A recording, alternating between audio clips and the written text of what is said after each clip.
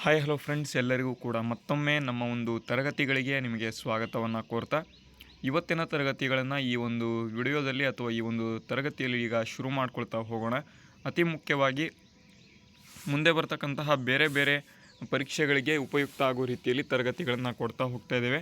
ಅದಕ್ಕಾಗಿ ವಿಡಿಯೋನ ಸ್ಕಿಪ್ ಮಾಡದೆ ಸಂಪೂರ್ಣವಾಗಿ ನೋಡ್ತಾ ಹೋಗಿ. ಅದಕ್ಕೂ ಮುಂಚೆ ನೀವೇನಾದರೂ ಫಸ್ಟ್ ಟೈಮ್ ನಮ್ಮ ಚಾನಲಲ್ಲಿ ನೋಡ್ತಾ ಇದ್ದರೆ ವಿಡಿಯೋಗೆ ಒಂದು ಲೈಕ್ ಮಾಡಿ ತಪ್ಪದೆ, ಮತ್ತು ಸಬ್ಸ್ಕ್ರೈಬ್ ಯಾರು ಮಾಡ್ಕೊಂಡಿಲ್ಲ ಎಲ್ಲರೂ ಕೂಡ ನೀವು ತಪ್ಪದೆ ಸಬ್ಸ್ಕ್ರೈಬನ್ನು ಮಾಡ್ಕೋಬೋದು. ಓಕೆ, ಇವತ್ತಿನ ಒಂದು ತರಗತಿಗಳಲ್ಲಿ ನಾವು ಕಂಪ್ಯೂಟರ್ಗೆ ಸಂಬಂಧಪಟ್ಟಂತೆ ಪ್ರಶ್ನೆಗಳನ್ನು ಮಾಡಬೇಕಾಗಿತ್ತು. ಆದರೆ ಇಲ್ಲಿ ಕಂಪ್ಯೂಟರ್ ಸ್ಲೈಡ್ಸ್ಗಳು ಇನ್ನೂ ಕೂಡ ಪ್ರಿಪೇರ್ ಆಗಿಲ್ಲ. ಆ ಒಂದು ಕಾರಣಕ್ಕೆ ಇವತ್ತಿನ ತರಗತಿಗಳನ್ನು ಕೂಡ GK ತರಗತಿಗಳನ್ನು ನಾವು ನೋಡೋಣ. ನಾಳೆಯಿಂದ ಈ ಒಂದು GK ತರಗತಿಯನ್ನು ಇಲ್ಲಿ ಸ್ಟಾಪ್ ಮಾಡಿ ನೆಕ್ಸ್ಟ್ ಇಲ್ಲಿ ನಾವು ಕಂಪ್ಯೂಟರ್ ತರಗತಿಗಳನ್ನು ಶುರು ಮಾಡೋಣ. ಯಾಕೆ ಅಂತ ಅಂದರೆ ಕಂಪ್ಯೂಟರ್ ಕೂಡ ನಿಮಗೆ 30 ಅಂಕಗಳಿಗೆ ಬರುತ್ತೆ. ಅದಕ್ಕಾಗಿ ಅದು ತುಂಬ ಇಂಪಾರ್ಟೆಂಟ್. ಓಕೆ, ಬನ್ನಿ ಈಗ ಮೊದಲನೇ ಪ್ರಶ್ನೆ ನೋಡೋಣ. ಏನಪ್ಪ ಮೊದಲನೇ ಪ್ರಶ್ನೆ ಅಂತ ನೋಡೋದಾದರೆ, ಇಲ್ಲಿ ಭಜರಂಗ್ ಪೂನಿಯಾ ಎಲ್ಲರಿಗೂ ಕೂಡ ಗೊತ್ತಿರ್ತದೆ. ಈ ಒಂದು ಭಜರಂಗ್ ಪೂನಿಯಾ ಎಂಬತಕ್ಕಂತಹ ಒಂದು ವ್ಯಕ್ತಿ ಇತ್ತೀಚೆಗೆ ಸುದ್ದಿಯಲ್ಲಿ ಇರ್ತಾರೆ.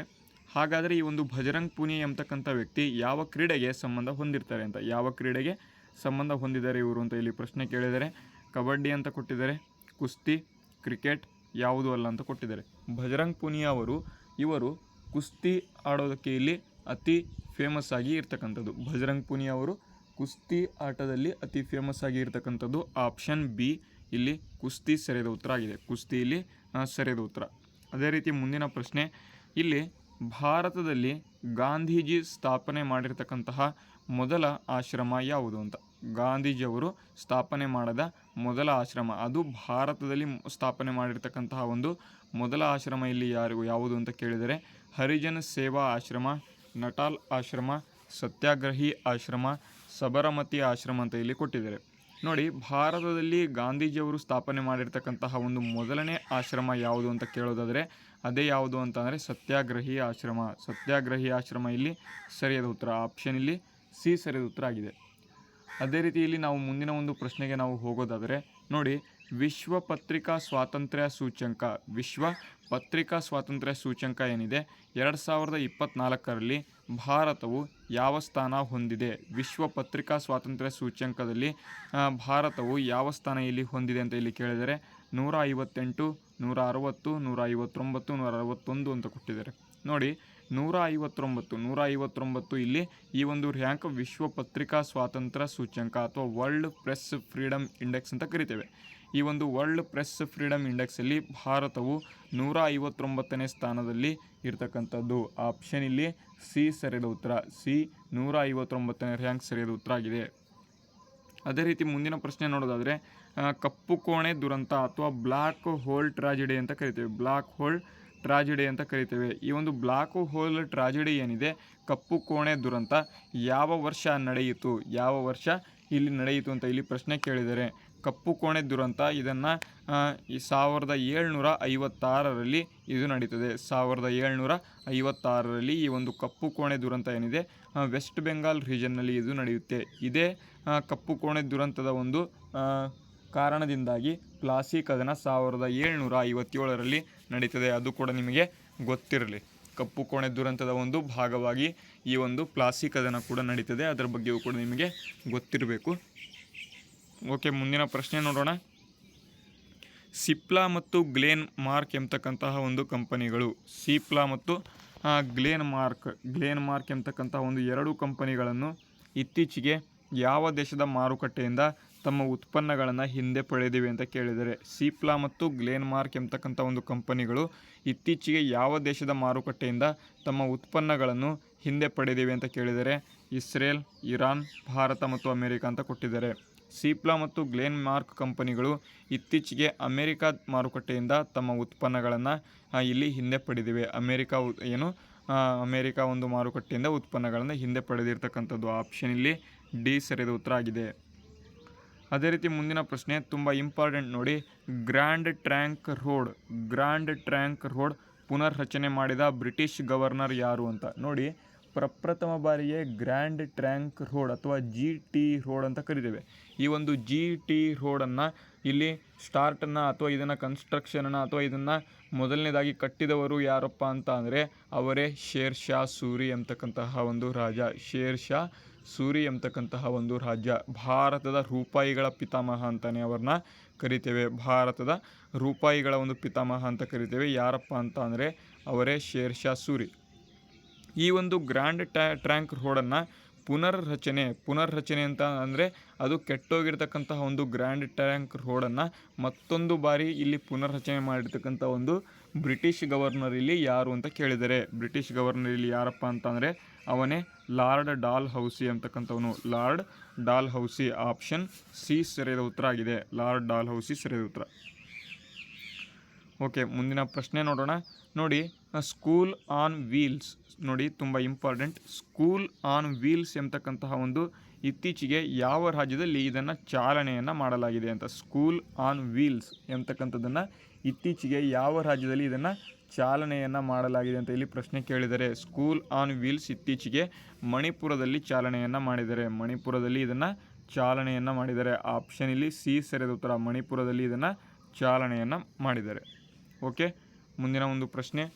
ಸಿಲ್ವಾಸ ಎಂಬತಕ್ಕಂಥದ್ದು ನೋಡಿ, ಸಿಲ್ವಾಸ ಎಂಬತಕ್ಕಂಥದ್ದು ಇದು ಯಾವುದರ ಒಂದು ರಾಜಧಾನಿಯಾಗಿದೆ? ಸಿಲ್ವಾಸ ಎಂಬತಕ್ಕಂಥದ್ದು ಪ್ರಶ್ನೆ ಕೇಳಬಹುದು. ಯಾಕೆ ಅಂತ ಅಂದರೆ ಇತ್ತೀಚೆಗೆ ಲಕ್ಷದ್ವೀಪ, ಅಂಡಮಾನ್ ನಿಕೋಬಾರ್ ಈ ರೀತಿಯಾಗಿ ಬೇರೆ ಬೇರೆ ಏನು ಯೂನಿಯನ್ ಟೆರಿಟರಿಗಳು ಇದ್ದಾವೆ, ಆ ಒಂದು ಯೂನಿಯನ್ ಟೆರಿಟರಿಗಳ ಮೇಲೆ ಪ್ರಶ್ನೆಗಳು ಬಂದಿದ್ದಾವೆ.